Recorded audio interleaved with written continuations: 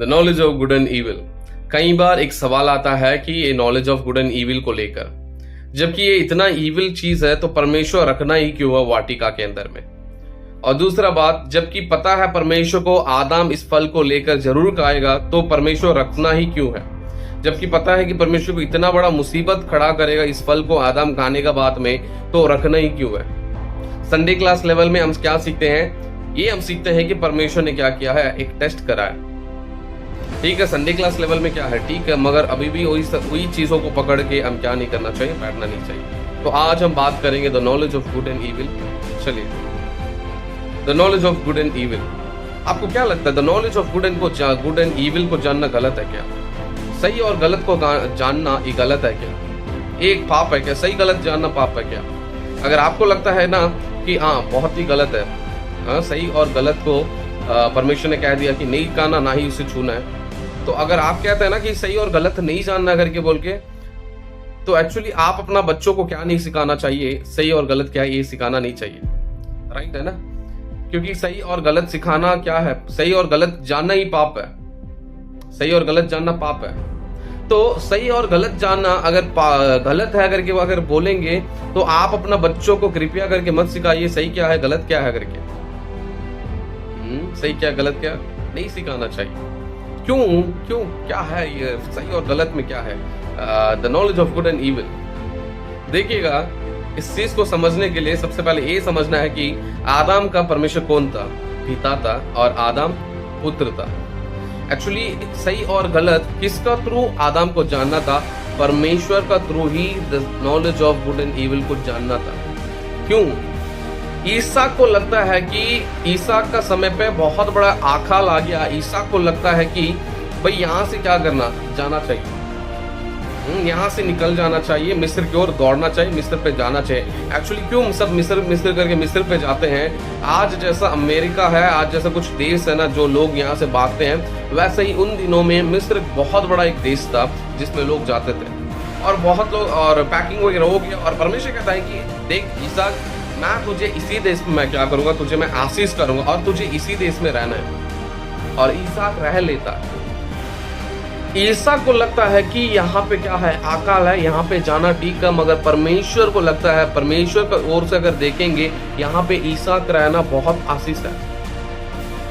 रात भर मछली पकड़ता है पतरस, कुछ भी नहीं मिलता, जबकि परमेश्वर कहता है कि यीशु कहता है कि ओके पतरस देख, वहां पे जाके तू जाल बिछा, वहां पे जाओ और अपना जाल फेंको, पूरा मछली मिलेगा। और पतरस कहता है कि पहले तो पतरस कहता है कि परमेश्वर यीशु, मैं तो रात भर क्या कर रहा हूँ, मैं मछली पकड़ रहा हूँ, वही जगह पे बहुत बार मैंने डाला भी है और कुछ नहीं मिला, हाथ में कुछ नहीं आया। और पतरस कहता है ठीक है आप बोलते हैं इसलिए मैं जाता हूँ। जाके अपना जाल फेंकता है, वो इतना मछली, बहुत मछली के हाथ भर कर आता है। आप एक बिजनेस कर रहे हो आज, एक बिजनेस स्टार्टअप कर रहे हो आज, कल को क्या रहेगा, कल को क्या नहीं रहेगा आपको नहीं पता है, हमें भी नहीं पता है। आज मैं कुछ कर रहा हूँ, कल को क्या होगा मुझे नहीं पता है, मगर किसको पता है? परमेश्वर को पता है।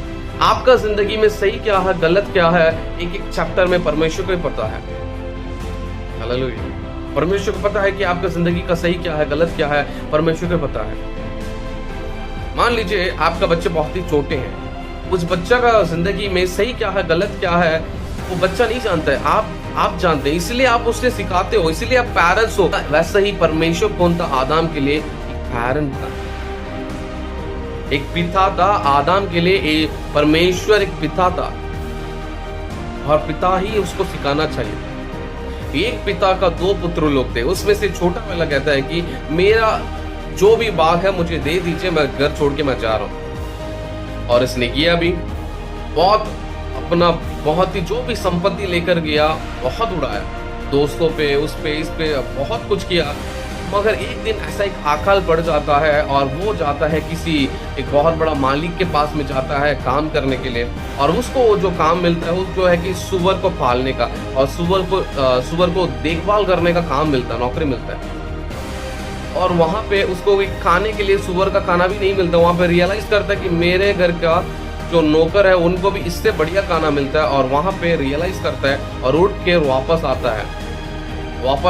आता है कि मैं अपने पिता का बेटा कहलाने का योग्य नहीं हूँ, मैं बेटा कहलाने का योग्य नहीं हूं, मगर मैं क्या करूंगा, मैं एक दास बनकर जाऊंगा।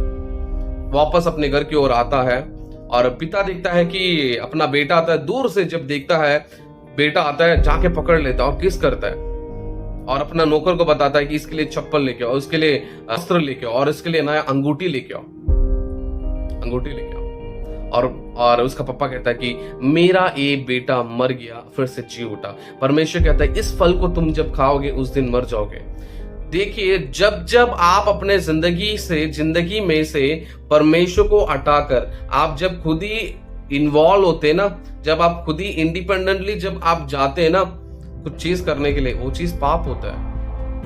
वो चीज क्या होता है, उस चीज आप एक्चुअली परमेश्वर को हटाते तो है, एक्चुअली आप परमेश्वर को हटाते तो है, मगर उसमें कौन मर जाता करके बोलो, आप मर जाते हैं, मर जाते हैं।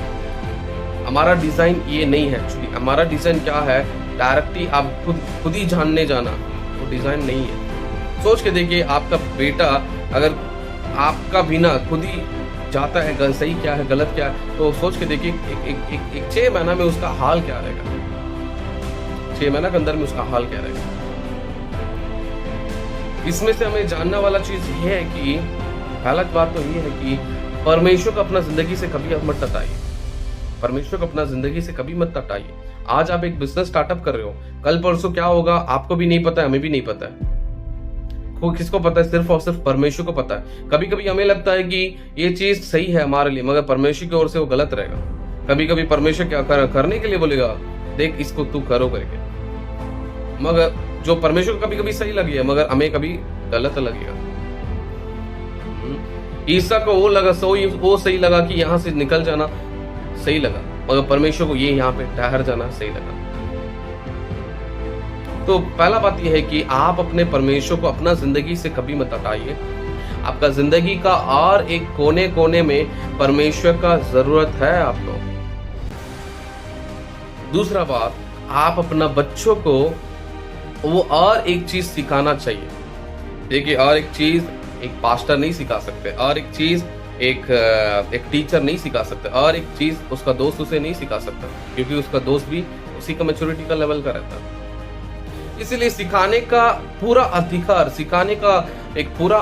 किसको है करके बोलने से आपको है, एक पेरेंट्स को है। अगर इसमें से अगर कोई पेरेंट्स अगर देख रहे हैं, हमें कमेंट करिएगा। आप अपना बच्चों को क्या करना चाहिए, वो चीज और एक चीज सिखाना चाहिए,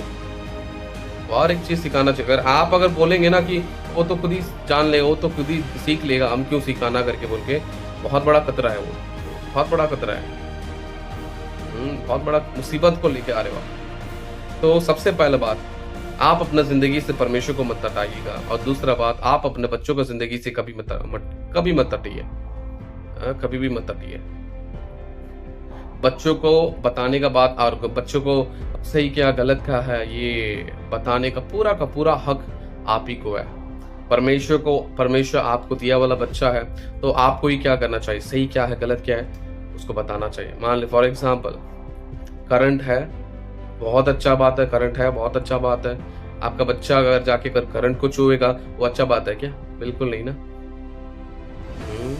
तो उसको ध्यान में रखिएगा, आप परमेश्वर से कभी मत हटिए। दूसरा बात, अपना बच्चों को क्या करिए, अपना बच्चों को सही और गलत क्या करिए बता के दीजिएगा। उसे नहीं पता है कि सही क्या गलत क्या है, वो और एक चीज क्या करिए बता के दीजिएगा। तो परमेश्वर को आशीष करने पाए। अगर आप इसमें से अगर पेरेंट्स देख रहे हैं तो मुझे कमेंट करिएगा, और काफ़ी पेरेंट्स आपको पता होगा, आपका नॉलेज में रहेगा, उनको भी इसको उन तक भी इसको पहुंचाइएगा, और शेयर करिएगा, लाइक करिए, सब्सक्राइब करिएगा, और हमारा चैनल लगातार देखते रहिएगा। God bless you, thank you, praise Lord.